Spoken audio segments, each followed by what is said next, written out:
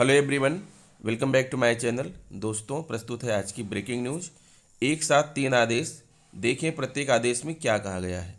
सुविधा 15 मार्च तक भर सकेंगे आयकर रिटर्न। टीईटी का प्रवेश पत्र आज नहीं होगा जारी। 72,825 शिक्षक भर्ती, बेरोजगारों को वापस नहीं मिल सके 290 करोड़ रुपए। शिक्षकों को मुफ्त इलाज नहीं देने पर जवाब तलब। 69,000 भर्ती के अभ्यर्थियों ने हाईकोर्ट में दाखिल की याचिका। तेजी से बढ़ रहा ओमिक्रॉन वेरिएंट का दायरा। विधानसभा चुनाव, सुरक्षा बलों, मतदान मतगणना में लगे सभी कर्मियों को दोहरा टीका अनिवार्य। जूनियर वर्ग के बच्चों को आर्टिफिशियल इंटेलिजेंस पढ़ाने की तैयारी। आइए देखते हैं दोस्तों खबरें विस्तार से। जी हाँ दोस्तों, आप देख पा रहे हैं खबरें विस्तार से किंग्समैन ई-हब यूट्यूब चैनल पर। महानिदेशक स्कूल शिक्षा एवं राज्य परियोजना निदेशक कार्यालय सेवा में जिला बेसिक शिक्षा अधिकारी समस्त जनपद उत्तर प्रदेश।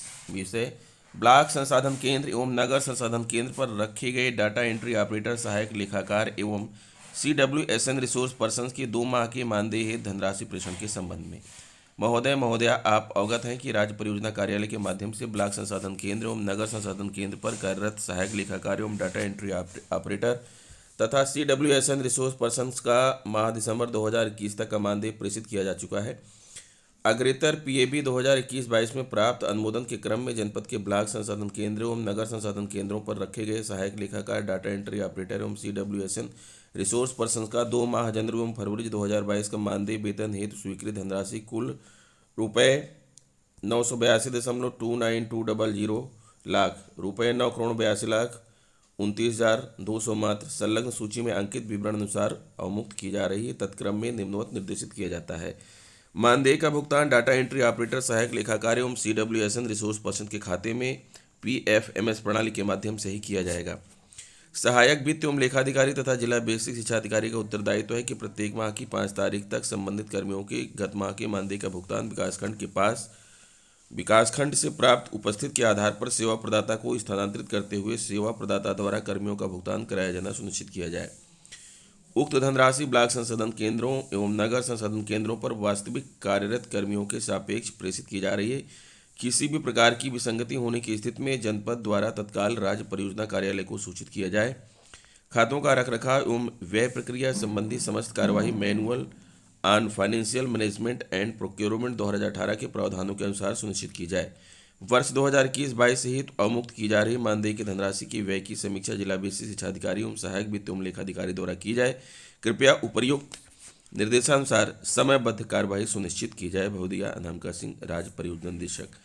दोस्तों, दूसरा आदेश है शिक्षा निदेशक बेसिक उत्तर प्रदेश लखनऊ सेवा में समस्त जिला बेसिक शिक्षा अधिकारी उत्तर प्रदेश, दिनांक 11 जनवरी 2022। विषय महिलाओं एवं बालिकाओं की सुरक्षा, सम्मान एवं स्वावलंबन हेतु मिशन शक्ति योजना के क्रियान्वयन के संबंध में। महोदय, कृपया इस कार्यालय के पत्र संख्या ये दिनांक 10 अगस्त 2021 एवं दिनांक 28 सितंबर 2021 का अवलोकन करें, जो महिलाओं एवं बालिकाओं की सुरक्षा, सम्मान एवं स्वावलंबन हेतु मिशन शक्ति योजना के क्रियान्वयन के संबंध में है। आपको अवगत कराना है कि महिलाओं एवं बालिकाओं की सुरक्षा, सम्मान एवं स्वावलंबन हेतु सरकार द्वारा 31 दिसंबर 2021 तक मिशन शक्ति योजना का द्वितीय चरण संचालित किया जा चुका है। बेसिक शिक्षा विभाग द्वारा भी विभिन्न कार्यक्रम संचालित किए जाने हैं। संबंधित ग्राम पंचायत की 6 से 14 वर्ष की बालिकाओं एवं विद्यालय में 100% नामांकन कराए जाने एवं यदि किसी ग्राम पंचायत में उक्त आयु वर्ग का समस्त बालिकाओं का नामांकन कराया जाता है एवं ग्राम प्रधान, विद्यालय के प्रधानाध्यापक एवं SMC के अध्यक्ष द्वारा इस आशय का घोषणा पत्र जारी किया जाता है तो उन्हें प्रशस्ति पत्र, प्रमाण पत्र दिए जाने हेतु निर्देशित किया गया था।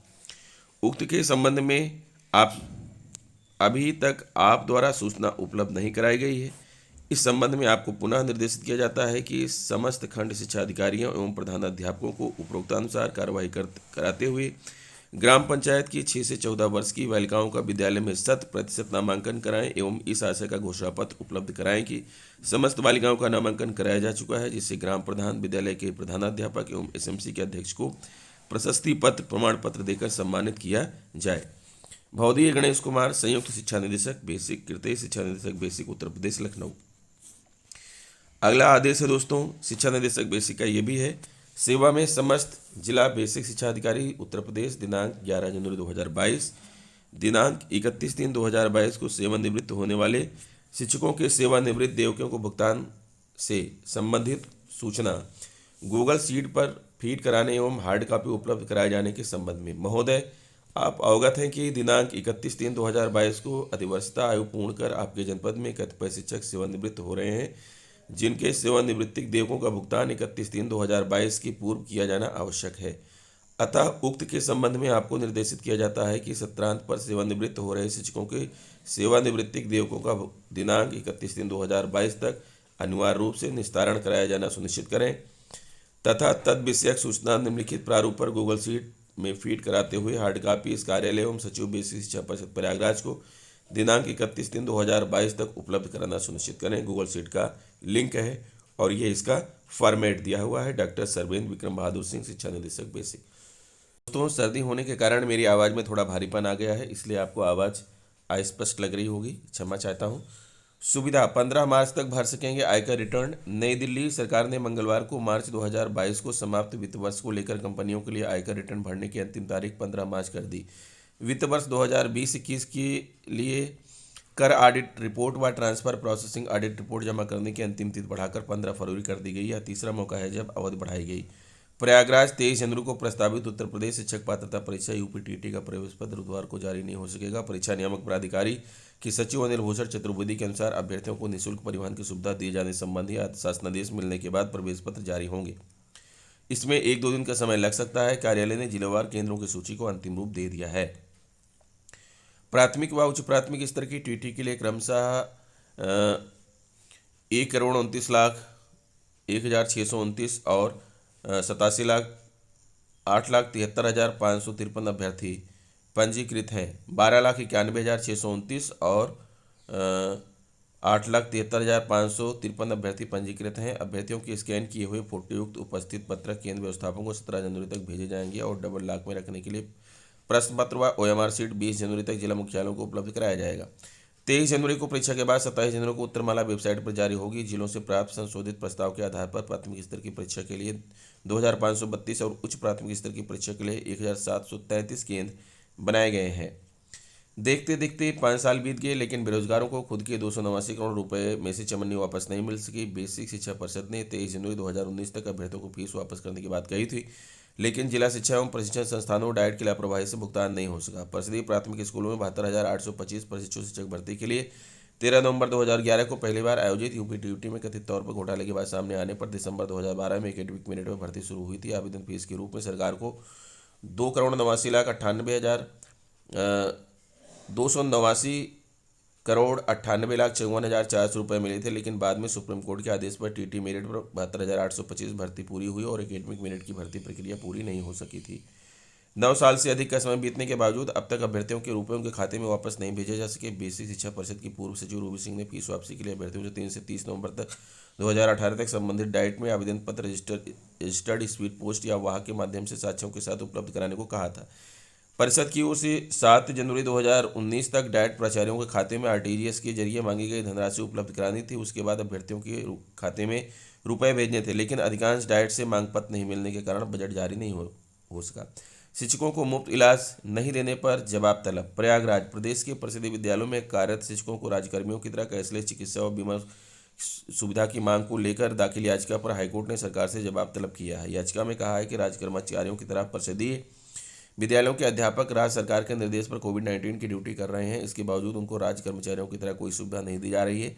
याचिका पर न्यायमूर्ति पंकज भाटिया ने प्रदेश सरकार और बेसिक शिक्षा परिषद को जवाब दाखिल करने को कहा। याचिकागण का पक्ष रख रहे अधिवक्ता अनिल सिंह बिसेन का कहना था कि उत्तर प्रदेश सरकार राज्य कर्मचारियों को कैशलेस चिकित्सा सुविधा, बीमा कवर और कोविड महामारी के दौरान कार्य करने वाले कर्मचारियों को 50 लाख रुपए तक बीमा कवर देती है, लेकिन परिषदीय शिक्षकों को ऐसी कोई सुविधा प्राप्त नहीं है। 69,000 भर्ती के अभ्यर्थियों ने हाईकोर्ट में दाखिल की याचिका अधिसूचना से ठीक पहले जारी चौथी सूची से संतुष्ट नहीं है। आरक्षित वर्ग परिषदीय प्राथमिक स्कूलों में 69,000 सहायक अध्यापक भर्ती के अभ्यर्थियों ने आरक्षित वर्ग की गलत तरीके से 6800 पदों पर भर्ती प्रक्रिया रोकने की मांग लेकर सोमवार को हाईकोर्ट में याचिका दाखिल कर दी। 6800 पदों के लिए जारी चौथी सूची से असंतुष्ट OBC और SC अभ्यर्थियों का कहना है कि 69,000 भर्ती में आरक्षित वर्ग की 19,000 से अधिक सीटों पर घोटाला हुआ है, लेकिन सरकार मात्र 6800 पदों पर घोटाला स्वीकार कर रही है, जो पूरी तरह गलत है। याचिका दाखिल करने वाले मुनेश मौर्य का कहना है कि पूर्व बेसिक शिक्षा महानिदेशक विजय किरण आनंद तथा वर्तमान में बेसिक शिक्षा परिषद के सचिव प्रताप सिंह बघेल ने लखनऊ हाईकोर्ट में कहा था कि इस भर्ती में एक भी सीट पर घोटाला नहीं हुआ, जबकि सरकार ने आरक्षण घोटाला स्वीकार कर 6800 पदों की सूची जारी कर दी, जो खुद में बड़ा सवाल है। जब सरकार ने 6800 पदों पर आरक्षण घोटाला होना स्वीकार कर लिया है तो गलत तरीके से चयनित 6800 अभ्यर्थियों को बाहर क्यों नहीं किया जा रहा। अभ्यर्थी राजेश चौधरी के अनुसार सरकार ने 6800 पदों की चौथी सूची को लखनऊ हाईकोर्ट में लंबित महेंद्र पाल एंड अदर्स के अधीन रखा है। ऐसी स्थिति में जब तक महेंद्र पाल एंड अदर्स की याचिका पर लखनऊ हाईकोर्ट से कोई निर्णय नहीं आता, तब तक सरकार आरक्षित वर्ग के अभ्यर्थियों को 6800 पद न दे तथा इस भर्ती प्रक्रिया को आगे न बढ़ाए। इस भर्ती में संविधान प्रदत्त ओबीसी को 27 तथा एससी को 21% आरक्षण के तहत क्रमशः 12,000 तथा 3,000 सीट और दी जाए, अथवा लखनऊ हाईकोर्ट में जितने भी याची हैं उन सभी को लाभ दिया जाए, तभी यह मामला पूरी तरह समाप्त हो सकता है। तेजी से बढ़ रहा ओमिक्रॉन का वेरिएंट का दायरा, लिखित व प्रायोगिक परीक्षा के लिए विद्यालय आ सकेंगे विद्यार्थी। लखनऊ प्रदेश में अब ओमिक्रॉन वेरिएंट का दायरा बढ़ रहा है, इससे संक्रमित मरीजों की संख्या बढ़ रही है। अब जितने सैंपल की जीनोम सीक्वेंसिंग कराई जा रही है उसमें से 90% में ओमिक्रॉन वेरिएंट मिल रहा है। ऐसे में अब जीनोम सीक्वेंसिंग के लिए प्रोटोकॉल में भी बदलाव किया जा रहा है। State surveillance officer doctor Vikasendu Agrawal के मुताबिक अस्पतालों में भर्ती रोगियों के सैंपल जीनोम सीक्वेंसिंग के लिए भेजे जाएंगे। अब तक कुल 275 मरीज ओमिक्रॉन वेरिएंट से संक्रमित मिल चुके हैं। 6 मरीज अब तक स्वस्थ हो चुके हैं। इस प्रदेश में सबसे ज़्यादा 114 रोगी लखनऊ में मिले हैं और दूसरे नंबर पर 99 मरीज वाराणसी में है। प्रदेश में मंगलवार को 164 मरीज सामने आए और 183 सैंपल की जीनोम सीक्वेंसिंग कराई गई। इससे पहले 2 चरणों में 303 सैंपल की हुई जीनोम सीक्वेंसिंग में कुल 111 रोगी ओमिक्रॉन वेरिएंट के मिले थे। इस तरह अभी तक कुल 8,485 सैंपल जांचे गए हैं और इसमें से 275 रोगी ओमिक्रॉन वेरिएंट के मिल चुके हैं। अब आगे जांच के प्रोटोकॉल में भी बदलाव किया गया है। अब अस्पतालों में भर्ती मरीजों के सैंपल जांच के लिए भेजे जाएंगे। फिलहाल दूसरे देश और ऐसे राज्य जहां ओमिक्रॉन वेरिएंट के अधिक मरीज हैं, वहां से आ रहे लोगों की कोरोना जांच कराने के बाद सख्त निगरानी की जा रही है। देश में अब तक सबसे ज़्यादा महाराष्ट्र में 1247 रोगी ओमिक्रॉन के मिले हैं। इसके बाद राजस्थान में 645, दिल्ली में 546, कर्नाटक में 479 और केरल में 350 रोगी कोरोना के ओमिक्रॉन वेरिएंट से संक्रमित मिल चुके हैं। कोरोना को लेकर निकायों को किया अलर्ट। प्रदेश सरकार ने बढ़ते कोरोना संक्रमण को लेकर नगरीय निकायों को अलर्ट कर दिया है। निकायों को कोविड-19 के नए वेरिएंट ओमिक्रॉन के संक्रमण को ध्यान में रखते हुए सफाई, सैनिटाइजेशन, मोहल्ला निगरानी समितियों को सक्रिय करने के निर्देश दिए गए हैं। साथ ही रैन बसेरा व अलाव की व्यवस्था करने के निर्देश दिए गए हैं। अपर मुख्य सचिव नगर विकास डॉक्टर रजनीश दुबे ने मंगलवार को मंडलायुक्तों, नगर आयुक्तों व अधिशासी अधिकारियों को इसके निर्देश भेज दिए हैं। लिखित व प्रायोगिक परीक्षा के लिए विद्यालय आ सकेंगे विद्यार्थी। अपर मुख्य सचिव गृह अवनीश कुमार अवस्थी ने मंडलायुक्तों व जिलाधिकारियों को आदेश दिया है कि जिन शैक्षिक संस्थानों में लिखित व प्रायोगिक परीक्षाएं चल रही हैं, उन परीक्षाओं में शामिल होने वाले छात्र छात्राओं को विद्यालय आने की छूट रहेगी। कोरोना संक्रमितों की संख्या बढ़ने पर शैक्षिक संस्थाओं को 16 जनवरी तक बंद रखने के आदेश दिए गए हैं। इंटरमीडिएट व स्नातक स्तर पर पढ़ाई ऑनलाइन कराने के निर्देश हैं। कोविड-19 को लेकर दिए गए निर्देश में स्पष्ट किया गया था कि जिन कॉलेजों में परीक्षाएं चल रही हैं वो जारी रहेंगी। विधानसभा चुनाव सुरक्षा बलों मतदान मतगणना में लगे सभी कार्मिकों को दोहरा टीका अनिवार्य। लखनऊ विधानसभा चुनाव की ड्यूटी में लगने वाले सभी कार्मिकों, सुरक्षा बलों, मतदान कर्मियों, मतगणना को हर हाल में दोहरा टीका जरूरी है। यह निर्देश केंद्रीय चुनाव आयोग की विस्तृत गाइडलाइन में दिए गए हैं। उत्तर प्रदेश सहित 5 राज्यों में हो रहे विधानसभा चुनाव में केंद्रीय चुनाव आयोग ने जन सामान्य के लिए भी गाइडलाइन जारी की है। इसमें कहा है कि चुनाव प्रक्रिया में शामिल हर व्यक्ति फेस मास्क अवश्य धारण करेगा। चुनाव से संबंधित हर गतिविधि में सोशल डिस्टेंसिंग का सख्ती से पालन करवाया जाएगा। कोई भी मतदान एजेंट व मतगणना एजेंट को मतदान व मतगणना हाल में बगैर मास्क के प्रवेश नहीं मिलेगा। किसी भी व्यक्ति को जिसका दोहरा टीकाकरण नहीं हुआ वो मतगणना हाल में दाखिल नहीं हो सकेगा।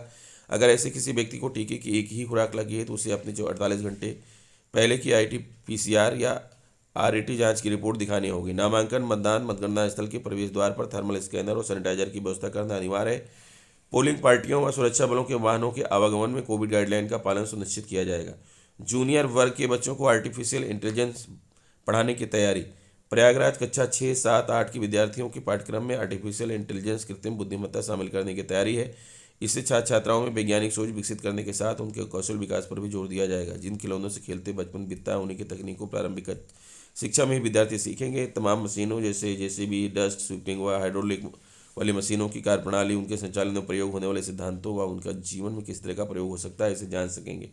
यह बदलाव लगातार हो रहे डिजिटलीकरण की राह को भी आसान करेगा। हालांकि अभी से पाठ्यक्रम में किस तरह शामिल करना है इस पर अंतिम निर्णय नहीं हुआ है।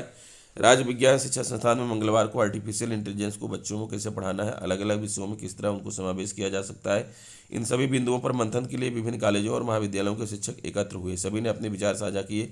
खासकर गणित विज्ञान और कृषि के पाठ्यक्रम में इसे शामिल करने पर मंथन चल रहा है। कंप्यूटर विज्ञान के विशेषज्ञ विश्वनाथ मिश्र ने बताया कि रोबोटिक्स के साथ बड़ी बड़ी मशीनों के संचालन में आर्टिफिशियल इंटेलिजेंस का प्रयोग होता है। यह चीज़ें सामान्य विद्यार्थी नहीं समझते। समझ विकसित करने के लिए प्रारंभिक स्तर से ही जूनियर वर्ग के विद्यार्थियों में आर्टिफिशियल इंटेलिजेंस के बारे में बताने व तकनीक से जुड़े जुड़ाव को समझाया जाएगा तो बेहतर नतीजे मिलेंगे। गणित, विज्ञान और कृषि की पुस्तकों में चित्रों की मदद से गणना के तरीकों को व्यवहारिक प्रयोग के साथ बड़ी मशीनी संरचनाओं को बताया जा सकता है। छात्रों को मृदा परीक्षण में प्रयोग में होने वाली मशीनों के तरीके समझाए जा सकते हैं। विषय विशेषज्ञों का कहना है कि विद्यार्थी आर्टिफिशियल इंटेलिजेंस को समझने लगेंगे तो उनका कौशल विकास आसान हो जाएगा और नवाचार सीखेंगे। तो दोस्तों, ये रहा आज का ब्रेकिंग न्यूज़। आशा करता हूँ वीडियो आपको अच्छी लगी होगी। अगर वीडियो आपको अच्छी लगी है तो प्लीज़ मेरे चैनल को सब्सक्राइब कर लीजिए, बेल आइकन को प्रेस कर दीजिए। मिलते हैं आपसे नेक्स्ट वीडियो में कुछ नई जानकारी लेकर। तब तक के लिए नमस्कार।